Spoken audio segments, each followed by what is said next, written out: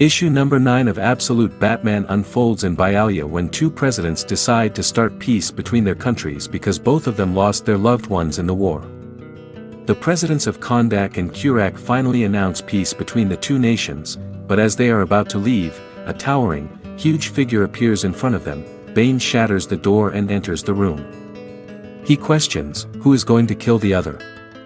One president refuses to kill the other, so Bane grabs his head and shatters his whole skull, while the other watches in terror as this beast brutally kills someone innocent for no reason. He threatens the other one not to stop the war. He tells him to do as he says.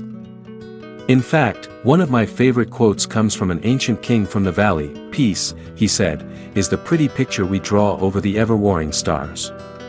He tells him to use this quote in his speech later. Suddenly, he receives a call from someone telling him to come to Gotham. The scene shifts to Batman brutally beating up the thugs of Gotham. Alfred narrates that Batman has beaten up so many thugs in one day that hospitals ran out of ambulances. At one point, they had to use public transportation to take the injured ones to the hospital, until they ran out of those too. He was supposed to lay low. His friend Waylon Jones has been missing for 2 weeks, and in that time, Batman has been waging a constant war on Gotham's underworld.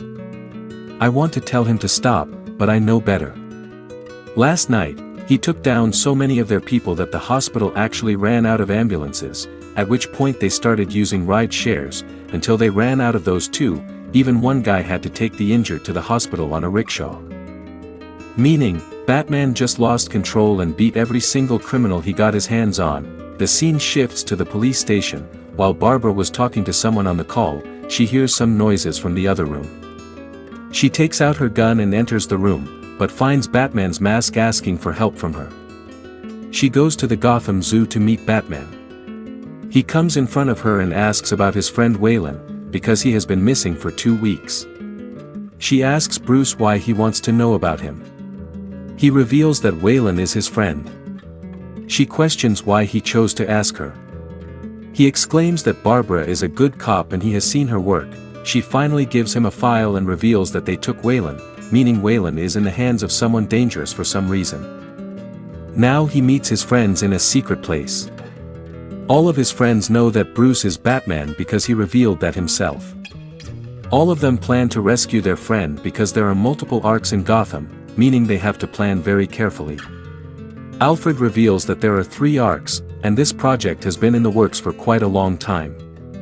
Also, these are black sites, but rumors say that something terrible is happening there.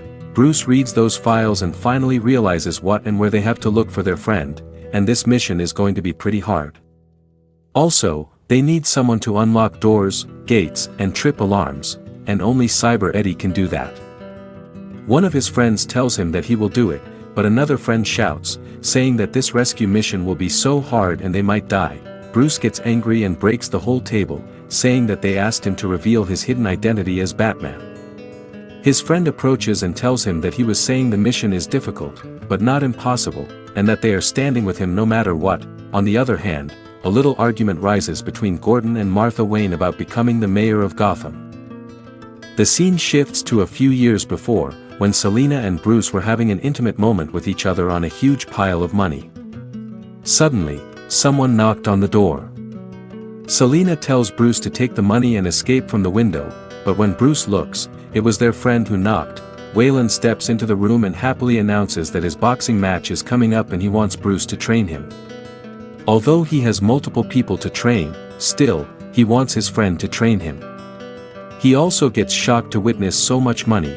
Now the scene again shifts to the current time. Batman prepares to sneak into one of the arcs. Alfred tells him to be careful. He gets out of the Batmobile and swims to the target location. He enters through the underground tunnel while Alfred guides him all the way. As he breaks in, he gets shocked to witness that this place is massive. Alfred regrets that he should have stopped Bruce from going there because he knows what they are going up against. Alfred remembers those files that he saw a while ago about those guys. Bruce tries to contact Alfred, but he is out of reach and Alfred can't talk to him anymore. Bruce enters a dark room and asks Alfred to talk to him, but Alfred narrates. That moment you look, and it looks back, like coming face to face with some ancient beast crawling up through time, a god, maybe the only god. Bruce asks Alfred to speak. For the first time, I hear fear in his voice.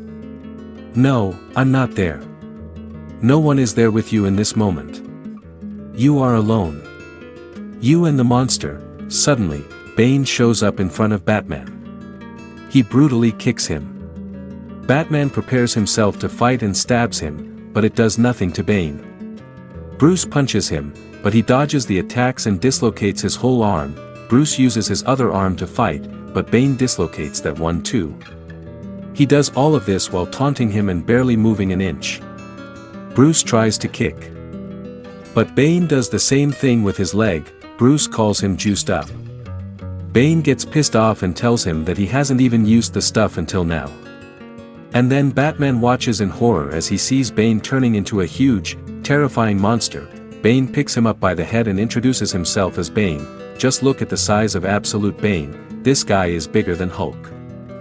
Please subscribe and feel free to comment below if you have any questions about the comics.